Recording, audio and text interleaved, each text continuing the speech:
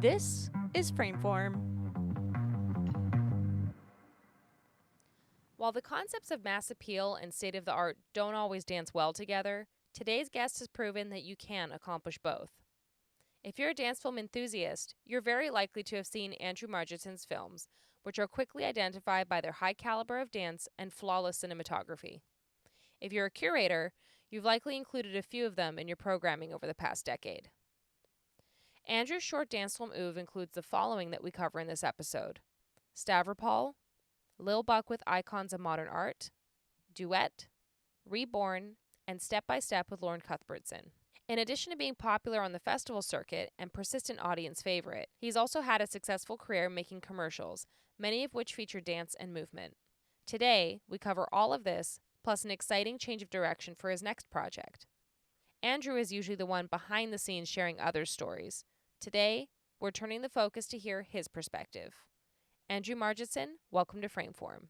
Thank you very much. Lovely to be here. I'm so glad we're able to work this out, especially with such a big time difference.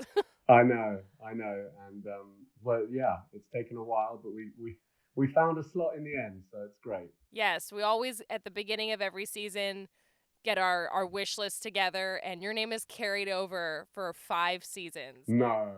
So it's a big kind of bucket list item for the podcast to finally have you on, because we've talked about your films. We just haven't got your perspective on them. Well, that's great that I finally made it after all that time. Yes. Great. So we're going to start with a rewind. How did you start specializing in commercials and the dance films that you create?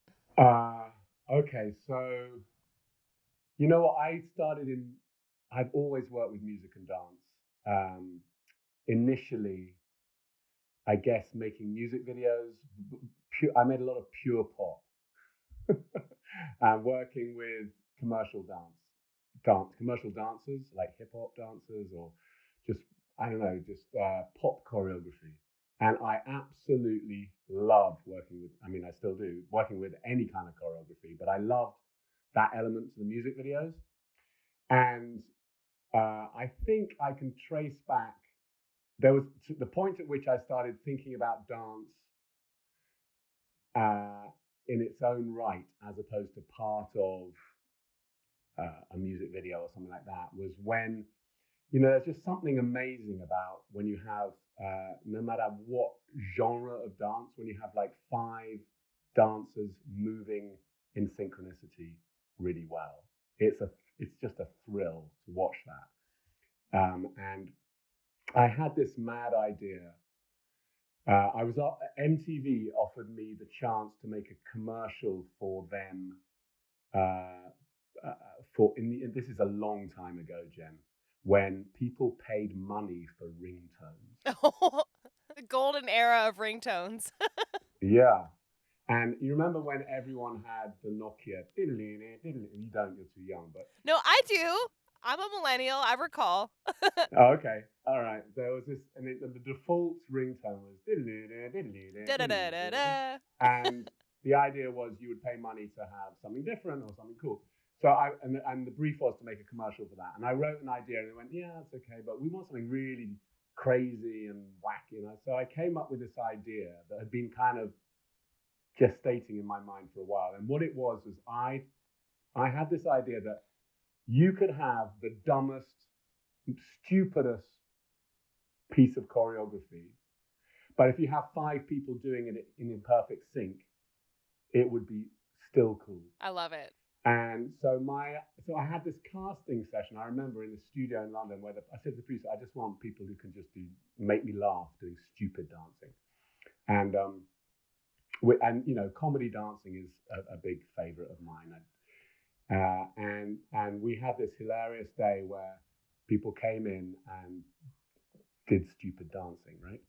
And the trick was to pick someone whose dance was sufficiently nuts, but he was sane enough to be able to remember it, to kind of to teach it to the professional dancers. So it was so much fun. Anyway, to cut a very long story short, we made this spot, had a brilliant guy, did a stupid dance, and this little commercial worked out so well that it ended up winning lots of awards and was played on MTV. It was played so much that it kind of it just battered people on MTV all the time. And I remember going to Cannes for the commercials festival. I was nominated for Best New Director or something, basically on the back of that commercial. And I remember hearing people shouting the catchphrase from the commercial, like drunk people, because there was this moment in the commercial where the guy at the end, there's two guys in their underpants. Basically, the idea is the guy's dancing in his underpants, which is funny anyway. Yeah. Does a stupid dance with his underpants pulled really high, and it's not working out. And then he tries another ringtone, which obviously is the MTV ringtone, and these amazing goddess dancers appear out of nowhere and dance with him perfectly. And then the ringtone ends, they disappear, and his mate who's standing there goes, and he's looking like, what the fuck? And the lead guy goes, call me on piano, call me on my mobile.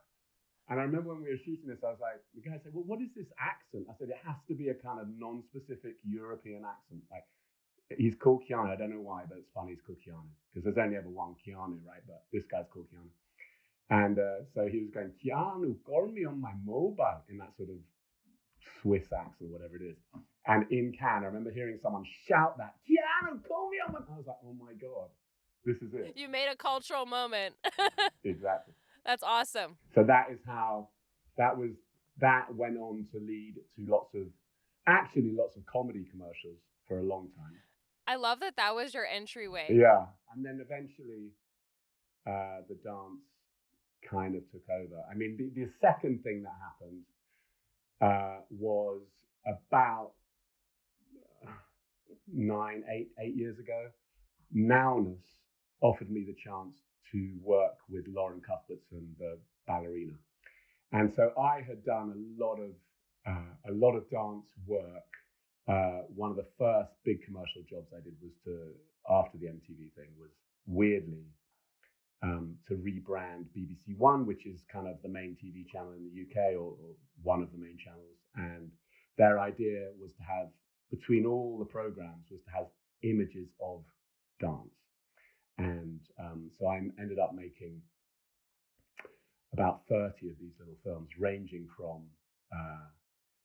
tango, ballet, to kind of African warriors in the Masai Mara, to skateboarders in Belfast. I did a whole load of these, all to do with movement, which was fantastic. That's awesome. And so this was all part of my commercial work. And then when Nowness said to me, we'd like to commission you to make a film on a series of portraits of ballet dancers at the Royal Ballet, I was like, and I've always been a huge ballet fan, and it had never touched my work really. It was just a kind of thing that I'd always loved as a separate, just goes back to my dad, who was a big ballet fan, used to take me. And so when I got the opportunity to do something at the Royal Ballet, which is like the kind of, I don't know, just to be there was so exciting. Backstage, I was like, love it. I was just, I was like, in another life, I could have been a ballet dancer. I think, obviously not, but in my head, that's kind of like what I would have chosen. I mean, just so exciting. And so I actually did a ballet class before making that film, which was another story. That's comedy. You're like, oh, this is really hard, actually. Yeah, this is really hard, but it's actually like the most lovely form of exercise class, because it's like you do the stretching and the warm up, but all to a live classical piano, because that's how, which is just a joy. Anyway, I made the film with Lauren, which was a short, which was designed purely to go on the Nowness channel and to be disseminated online. I had an idea that I'd always had. The idea was to make a film that showed the pure brutality of being a ballerina. So if you ever go to the ballet, you see these beautiful, ethereal women dancing and effortlessly. But if you know about ballet, the truth behind that is a lot of injury, pain, blisters, blood. And that was what I was interested in, to show that. So Lauren goes, great, it's a brilliant idea. And Nowness love it. So it's all signed off, and I meet Lauren, and then she gets injured. So we don't make the film for about 3 months until she's recovered from her injury.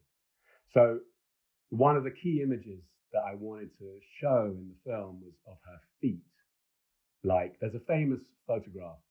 I mean, there's a few. There's one of Sylvie Guillem, who's an amazing dancer, who's retired now, but a French dancer who danced in London, and like the most incredible. And her feet are an absolute mess. And it's and I'm just like, oh my God, look at that. That just tells you a story. How do you walk? Yeah, they're just like the ugliest, most calloused, messed up feet you can imagine. But she's the greatest dancer of her generation. So anyway, I wanted to get Lauren's feet was a big part of this film. And of course, when I came to finally film with her, she hasn't danced for 3 months. Her feet are absolutely perfectly manicured and beautiful. But anyway, I had to go ahead and shoot, and we did something slightly different. I said, okay, I gave her a monitor, and I said, I want you to just sort of express yourself just with your feet. So she was looking at the monitor and did this whole series of movements with her feet, and then I put that to her voice, where she told the story of her injury and everything, and it turned out really well. So that film, and then obviously the main part of that film was an original performance to a piece of music I commissioned and a piece of choreography I commissioned for the film. So, which is one of the things I love doing, is creating something absolutely original with those films. That film, I just remember over Christmas, Lauren phoning me and saying, look, have you seen what's happening with that film? Because it went out and everyone was like, oh, it's lovely, well done, beautiful. And then something happened online where people started sharing it on Facebook, and it went bonkers.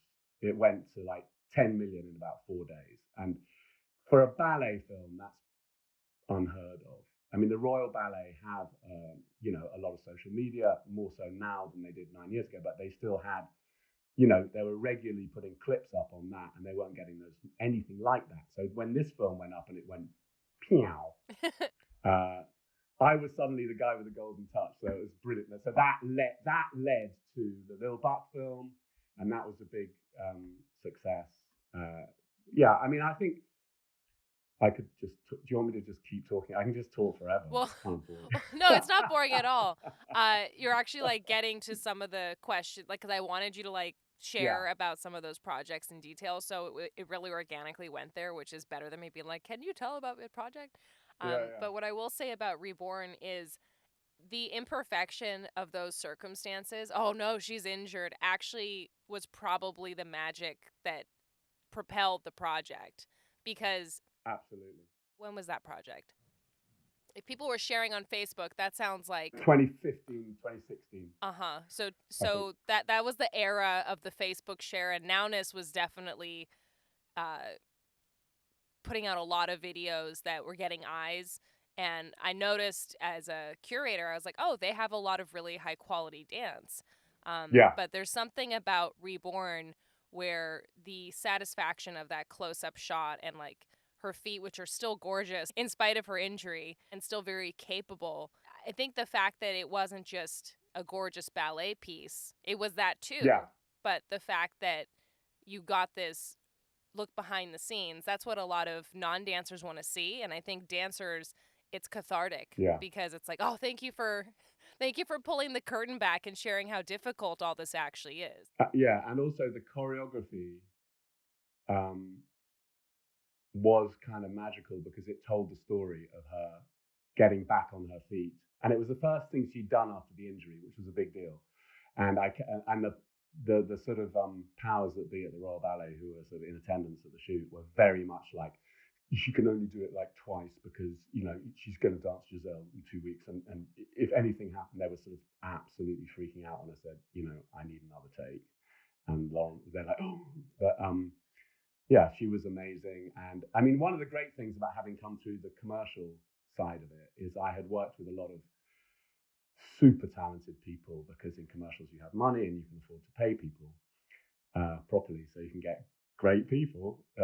And then I tapped into that when I came to the sort of Nowness things, which have no money, but has the cachet of the Royal Ballet and this. So I got Lorne Balfe to do that music, who is now then he was successful, but now he's kind of gone on to do every Hollywood score from the Joker on, I don't know what he does Mission Impossible and does like massive stuff all the time. And so he did that incredible violin solo piece of music, and which is, all those dance films, really the jumping off point is the music. And from there, the choreography kind of took shape. It was a great experience doing that with Lauren. It led to a lot of other projects with the Royal Ballet because they suddenly trusted me. Yeah. And the one I did next, Duet, I loved doing that as well. But that was, I thought I knew about ballet, but I didn't really know that much. I thought, wow, wouldn't it be amazing to do an all-female pas de deux? Because it struck me that at the time, the Royal Ballet really had very little by any female choreographers. And ballet is all about, as Balanchine said, ballet is a woman. And anyway, so I had this idea to do an all-female, instead of a male and female classic pas de deux, to do two women dancing together, choreographed by another woman. And I loved that project. And Beatrice, there were two dancers in that it was originally meant to be a super experienced principal dancer and a younger one who was coming through. And Marinella Nunez was the one who was really experienced. That she got injured, another injury. So at the last minute, Yasmin, who's now a principal dancer, who's now at the top of her game, 6 years on, she danced with this woman, Beatrice Stix-Brunel, who's an American, who was incredible, such a stunning dancer. And what's interesting about her, this is nothing to do with the film, is that I worked with her on that. We got on really well, and but she quit. She quit ballet 2 years ago, out of the blue. She had huge amount of fans, dancing principal roles at the Royal Ballet, and she quit to go to, I think, Princeton or Stanford, one of those top universities in America, to go and study. Wow. She just gave it up like that. She's like that. She's like 29, 30 years old, top of her game. Boom, gone. Seinfeld style.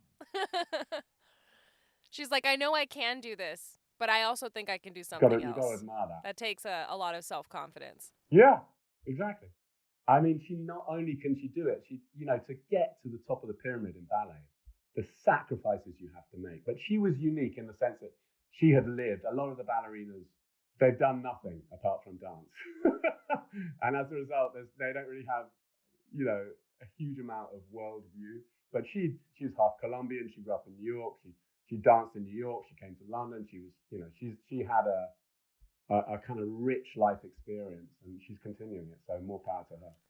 Well, the rich life experience, but also the way that you've described your reverence for ballet, I see a parallel with how your work comes across, because whether you're doing street dance or ballet or commercials, there's a refined elegance, there's a clean technique, but it's also very narrative and story driven, which not all ballet is, but traditionally a lot of ballet is story and narrative. Yeah. And it's got that balance of elements. So I think it's really interesting. I didn't know that you were such a fan of ballet, but hearing the way you speak about that, I was like, that's exactly my perspective on your filmmaking and how you marry it with dance. Oh, I'm a fan of dance. I'm a fan of street dance. I worked with street dance a long time before I worked with ballet, and I love those guys. I've worked with the crews in London, and getting the opportunity to work with Buck was just brilliant, because having worked with street dancers, I didn't have a lot of prep time for that. It was like, okay, he's going to be in Paris. He's doing a performance at the Fondation Louis Vuitton. He's doing a live thing. We've got an opportunity to make a film. Are you interested? Can you write an idea? So I had the idea, okay, you know what? I just want to do I knew that we didn't have much time, because we had to shoot in that amazing art gallery before it was open to the public, which was at 10 in the morning. And I can't remember the time of year, but it was only light at 8:30. So I basically had an hour and a half. Pressure. Right? And anyone who's ever filmed anything, an hour and a half, whatever. You're barely gonna get your coffee down before it's anyway. So I had this plan to do a one-shotter, him walking, talking, hearing his thoughts, and then he starts to dance this music and ends up in front of this one picture. So I had this plan. I remember I went to the gallery and I was due to meet him, I think, later that day. So I was in the Fondation Louis Vuitton, and I walked the amount of, I had to find the route for him and where he ended up. And I realized I wanted to involve that moving staircase, that escalator. Because there's something about his movement that's so fluid and floaty, and I thought if I could involve that, it would be cool. And I thought I'll just do this all on a Steadicam, just one long shot. Of course, the route was too long because by this stage, there was a kind of, I had set ideas about how to make things work on the internet. It had to be a certain duration. You had to have like a hook at the front, so we ended up having to have a cut in that film. But I wanted, the whole thing for me is about him dancing for real to that music live. So you feel his musicality. And so we had to build in a cut. Right at the top of the escalator, right? When he turns the corner? Yeah, he goes through the room and he goes up towards the stairs and then a close up on his foot and we cut. And it's fine. It's fine. It was the only way to do it and it worked really well. But when it came to the shoot, of course, it was 2 shots in an hour and a half, not 1. And I remember we did the beginning and we shot for about an hour and we were still on the first shot. And I was thinking, at this point, I was thinking, I don't know if this is even working. You know what I mean? I don't know if this is even working as a film. But shit, we better shoot the second bit. So I said, and often I'm very perfectionist and get kind of very locked in for minute detail. And often I can be, so I've got to move on. So I said to Buck, we're going to do the second bit now. We'll pick it up. We'll play the music from here. He had chosen that music, by the way. I had played him 4 pieces of classical. My idea was he had to dance to classical music. And I played him 4 pieces of classical music and he'd chosen that piece, which was, of course, the only one that cost money. But that's fine. We had a little bit of money. And then he did that second part where he goes up the stairs, he floats sideways into the gallery, and then he stops in front of the Picasso and kind of lowers himself, like levers himself down, does a kind of point thing. And I remember I was standing there and I stopped being a director. I just was a fan. I remember feeling a kind of duende, as they call it in Spain, where you're kind of physically hit by it. You know what I mean? I was like that. I just turned to the guy next to me and I said, that's amazing. We've got it. We've got an amazing film. And I was right. I mean, I think, my thing with those films, what I do, I think is fairly minimal. I just want to create a platform for those massive talents to display what they can do. So I tend to shoot things very wide, so I can see. I can't bear it where dance is too cut up, and I want to see the whole body. I want to see everything, and I want to see them do it for real. I don't want to make it slow-mo. I want to see how they act, because they're so amazing. You don't need to, of course there are times where, it's appropriate to do things like slow-mo, but in those kind of films, it's about how they react to the music and showing what incredible skill they have. And so that, I really was just like, I'm just going to hold up to the Steadicam guy. I was just like, just hold the whole body. No, don't go stay wide. Whole body. Cut, done, boom. And so that was Lil Buck, which was an instant hit. That as soon as it went out, just went boom. Well, I think there was already an expectation threefold, because you have Nowness has a name. By then, I think you had somewhat been established as the dance cinema documentary filmmaker. Like I definitely see you as the person, if not, maybe one of them, but I think you are the leader in that short film format that works at festivals and on the internet just as well. And part of it is because you have that clear perspective and probably the commercial background and the actual love for dance, where you're not like, oh, well, we just need to use this as a vehicle to get eyes on it. Yeah. You genuinely love what you're capturing, but you also have the perspective where, like, we're paying for this, or this is not going to work. It can't be too long. We need a hook. All these Yeah. ingredients and your influence in shaping the dance make it so that people can actually get it seen. Because I think if you don't have the production value on the film side, people are not going to see how great the dance is. Or they're only going to see the dance side and not see how it gets enhanced with the filmmaking. Yeah, no, absolutely. And always my kind of thing has been to take a form of art that might be considered kind of highbrow, like whether it's ballet or, you know, or contemporary dance or even Buck, you know, and take these kind of art forms and make them accessible to everybody.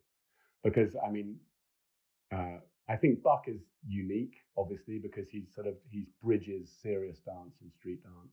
And when I say serious dance, I mean kind of quote unquote when it's playing in a opera house and people are rubbing their chins, you know, as opposed to on the street. But I mean, I'm a huge believer in the power of dance. I think that everyone can, you know, ballet has problems because of its image and because people are scared of opera houses and everything that associates, you know.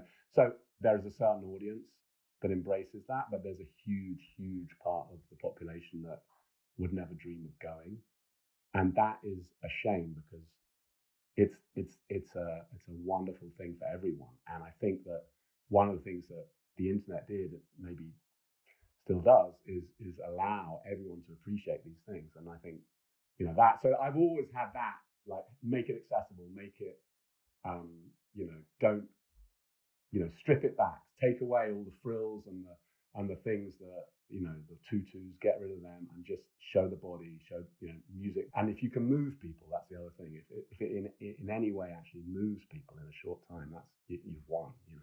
Well, I think by having those clear goals and having the means to achieve them, you've created such a unique body of work that I think years from now will still be remembered. I mean, I can't tell you how iconic even the two shots we talked about of like Lauren's feet, close up, forced arch, and then you have the context that is posted after her injury, or Lil Buck on that escalator. Yeah. The floating and the way that you position the camera too. It's putting everything together in such an intentional way where it is not flashy, it is not too much. It's like making a high quality recipe. Like you have just the right ingredients that you need, they're sourced well, and they're prepared to perfection. Oh, that's very kind. Thank you. Clearly I'm a fan as well. Amazing. Yeah. I mean, I think the commercials, having worked in commercials, definitely, you know, you learn about shot design and make that. I've always, even when I was doing pure comedy, I was always interested in a kind of quality image. I was never interested in doing the kind of too much handheld, you know, the kind of visceral. I wanted something to be considered and aesthetically kind of clean. That's just me. And I think sometimes when people love dance so much and they don't have the, you know, they're not willing to kill their darlings or trim it down 30, 40, 50% in length, or film it differently or make certain choices, it makes it so that people don't see it as much. Right. You know, I can't tell you how many times as a curator I've been watching something and said, yeah, this is great, but I can't put 5 15-minute films in a block. Sure. And your films are always a really easy yes. Well, my next one's going to be a long one, so it's not going to be so easy. Well, it might not be as easy, but, you know, now you've got an established trust and you've got fans. Like, we have audience choice voting and other festivals as well have audience choice. And there's something about your films that get across to the general public as well, just as they do to lovers of dance and film. So I think that's the goal. That's what people want to see. Absolutely. If you can get it across to people, if you can introduce people to it, it's even better. So let's talk about your more recent work and also what's coming up next. So your last dance film was Stavropol, and that, as per our usual arrangement, was all over the festival circuit. People loved it. How did that project come about, and what was your perspective on it? I mean, it's so nice to hear you saying all these nice things about my short dance films. Because I got to the stage where I was thinking, I just can't do another short. I just need to do something long. You know what I mean? It's like you don't have the same perspective. And but the Stavropol. So I had made a commercial in Russia about 5 years ago, which involved a woman dancing in a car, and I had worked with this amazing dancer and choreographer called Irina Kononova, and I looked at there's amazing dance talent in Russia, as I'm sure you know, and there's amazing street dance talent, there's amazing ballet talent, and so we made this little commercial, which is kind of for the Russian equivalent of Google, and that was all cool. And then COVID happened, and I just finished that I'd done that. It was one of the last jobs I did before we all shut down. And during that time, I was in touch with Irina about doing a non-commercial, like a passion project, like a dance project. And because she was locked down, and she lives in Stavropol, which is the name of a city in Russia, in the south, not that far from Ukraine, weirdly. And we had this. I had this. There's that.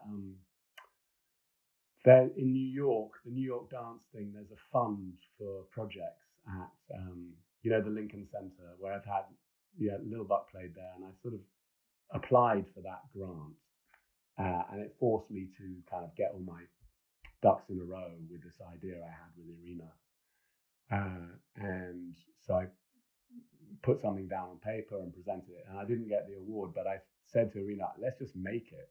She said to me, I can get all the best dancers in Russia. You're like, well, that's quite a sell. And she said, and I can get a camera crew. And I said, well, I can get over there. I can, I'll take a week and I'll come to. And she's like, well, we're going to film in Moscow. I said, no, I want to film. I've filmed in Moscow a few times.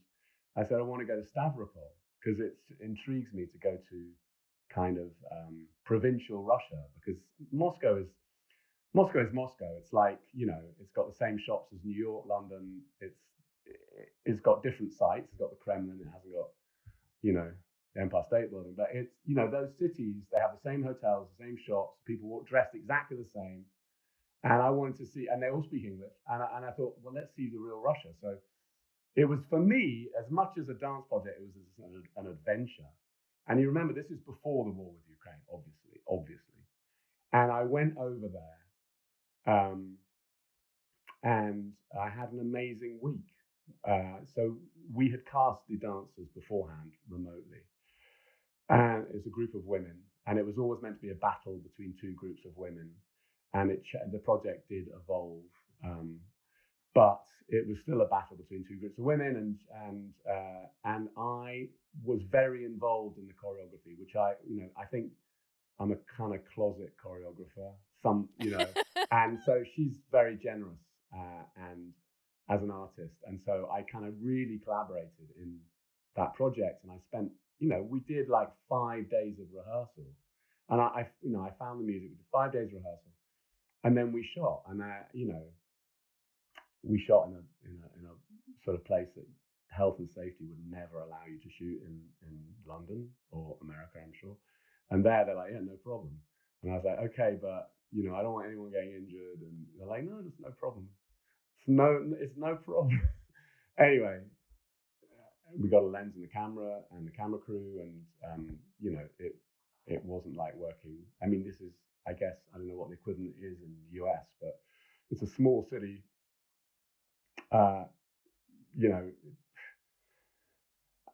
The crew were really enthusiastic, and they, but they.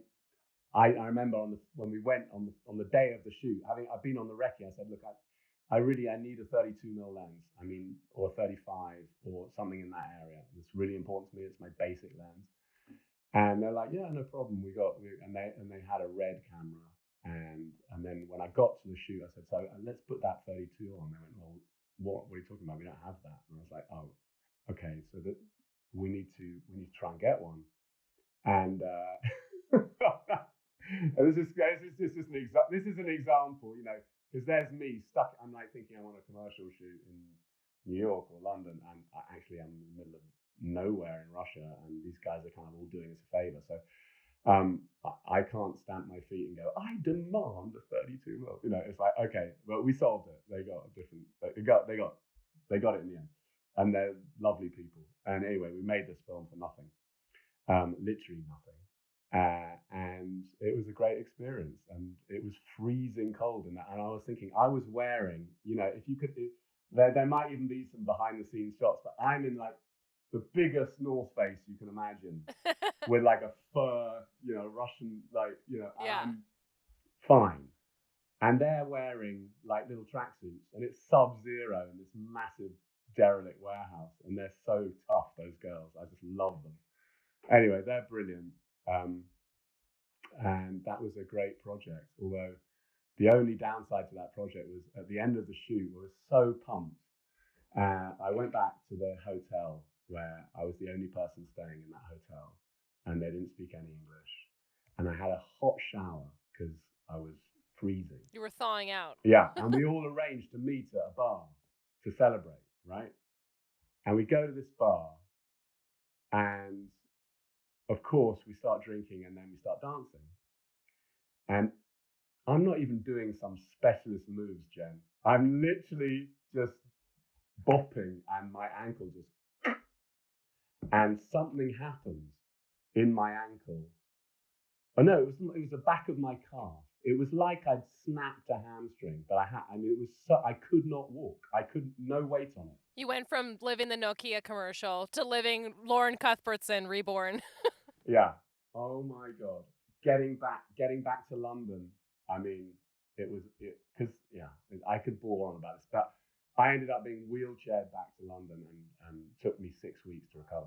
But it was worth it, because I love that film. Because everyone did it for love, you know. And it's not a perfect film, but it has a special place in my heart. And you know, it was fun. So that was Stavropol, and after that I was like, yeah, I think I need to do something longer. Yeah. So what does that look like? What's coming up next? So I have a project that involves a different kind of dance, which is flamenco. You know, before you said it, I was like, I hope it's flamenco, because you said duende. So I was like, maybe? Yes. Potentially? Oh, you know about duende. Yeah. So yeah, I have a dog, and I walk in an old cemetery near me, because you can take the dog off the lead, and I walk around the cemetery, and there's various people I bump into walking their dogs, and one of whom is an old friend of mine who was an actor who I worked with many years ago, and we were talking, and she goes, "Have you read this book, Duende? It's great," because I was talking about flamenco, and she goes, "You should read it. You know, it might even make a film." And so I bought this book and read it. I thought this would make an amazing film. I got in touch with the writer, who's an English guy, married to a Spanish woman, married to a flamenco dancer, lives now in England. And I optioned it. It had been optioned, and people had tried to make the film, because the book had been a big success 20 years ago. But no one had actually successfully got it off the ground. And so I proposed a slightly different approach, which was, instead of making a big studio blockbuster, I would make a kind of low budget art movie of this book. And the book is his story. It's kind of a memoir, although I've changed it quite a lot. But it's about a guy who's obsessed with learning flamenco guitar. He goes to Spain. He ends up in a band with and it's okay to call them gypsies. I know in England we're weird about that, but in Spain, with a group of gypsies who are the real deal, and he's accepted into that community, and he travels, he tours with them, and then ends up getting kind of spat out the other end. And his whole thing is a search for duende, and he kind of ends up realizing that you can't kind of buy it off the shelf. I can't go and join a flamenco band and I've discovered duende. You have to find it within yourself. It's a kind of coming of age story, and it ends up in Granada, where he ends up working and kind of resolving things in his mind. But so this book I want to make into a film, and I have the script now, and now the long process of raising money begins. I think it's going to be amazing. And you've got the body of work to show, like, I know how to combine dance and documentary or storytelling. Yeah. So, Well, I have worked in narrative. I've made yeah. TV drama in the past. So I have absolutely no doubt that if I make it, it will be amazing. It's just, I just need to try and get it made.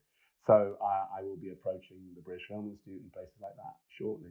I shared it with a professional screenwriter and she absolutely loved it. So the first feedback has been very positive. But, you know, feature-length film is not a short film. It's a long process. But it has the need for that based on the content. You know, it's not like here's an original improvised dance piece and we couldn't bear to edit it down.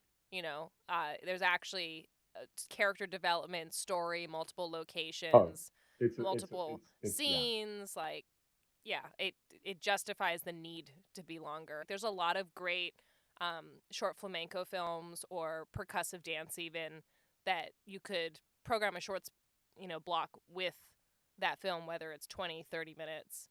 But you're known to festivals at this point. So obviously that's not going to necessarily get you the money to make it, but it's good leverage when you're applying for funding to be like, hey, your logo, your support is going to be seen literally all over the world because these places already play my stuff. Yeah, exactly. And yeah, I've literally just come back yesterday from Granada and Sevilla. I was in Sevilla for the Biennale, the Flamenco Biennale. I saw an amazing performance by a French woman called Francesca Oz and her twin sister. And I saw some other flamenco, and there's also a flamenco film festival running right now in Granada, the first ever one. And I really wanted to catch the shorts, but I didn't. I caught like you were talking about, a featured documentary about Enrique Moriente. That was, even though there were no subtitles, my Spanish is just about good enough to I really enjoyed it. I mean, just the collaborations between him and Leonard Cohen and stuff like that. It was just amazing archive footage. But flamenco is fascinating. I mean, it's a whole world that I didn't know about. Well, and it's a great melting of cultures too. You know, we think of Spain, but it's like, oh, it's got Jewish influence and they're gypsies and it's the Moors. Like, it's a whole melting pot. Exactly. And, we see it as this iconic image, and then the cringe when people say, "Oh, flamingo." It's like, no, flamenco. Yeah, flamenco, and that singing. I mean, the singing. Oh. That kind of it's extraordinary. It's unique, So I've basically been immersed in flamenco for the last year, and I've come out the other side with script. It's also one dance form where I think many dance forms favor youth, whether it's by virtue or vice of needing to be a certain amount of physical health or agility. Flamenco is so much about that duende and so much about a broader culture and the music and the expression, like the emotion that you get from a flamenco performance. You don't have that maturity as a child. Whereas I think, especially with a lot of these other dance forms that we see in more like dance studios or the mainstream, it favors like, can you do 27 fouettes in a backflip and basically be a gymnast? Yeah. And, that's our highest value of dance. And it loses its soul compared to when you see a truly moving performance, as I think flamenco is more suitable for, because it's just part of the DNA of that art form. Absolutely. That's so true. I saw Sara, who's, I guess, maybe the greatest living female flamenco dancer. And she's now, I don't know, like late 50s, but she's amazing still. I mean, amazing. And I mean, there's another, what's the other one called? Oh my God. Who I was in touch with about I actually thought I wanted to just shoot one of these, in a kind of classic Andy Margetson short dance film, flamenco. Strip it all back. I'm gonna do it. I will make that. Yeah, I was like, do that one too. I'm gonna do that one too. You're so right. It's an art form that absolutely is not biased against maturity. On the contrary, and you see these wonderful artists who are still going. Some of these dancers and singers and guitarists, just incredible. Well, I can't wait to see that longer project, but also the short whenever they happen. They're going to be amazing. Absolutely. Yeah. Yeah. I mean, I will come back to the short genre. I've been taking a break. Yeah, but first time to trailblaze and, update the medium to longer length format. Fingers crossed. Yeah, exactly. Yeah, I think you're the guy to do it. Oh, thank you.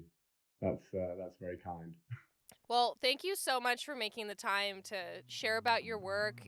As I said, we've talked about a lot of your films over the course of our 5 years as a podcast, and as a curator and producer, I'm always excited to see your name in Film Freeway because I know it's going to be awesome, and it's just a matter of which block to put it in. It's not even a matter of yes or no. Well, thank you so much for all your support over the years. I mean, it's fantastic. I really appreciate it, and more power to all the dance film people out there like you. You're doing an amazing job. Awesome. Thank you so much. This is Frameform, hosted by Hannah Weber, Jen Ray, and Claire Schweitzer. Episode edited by the Frameform team, with social media support from Maddie Leitner and music by Mason Carlton.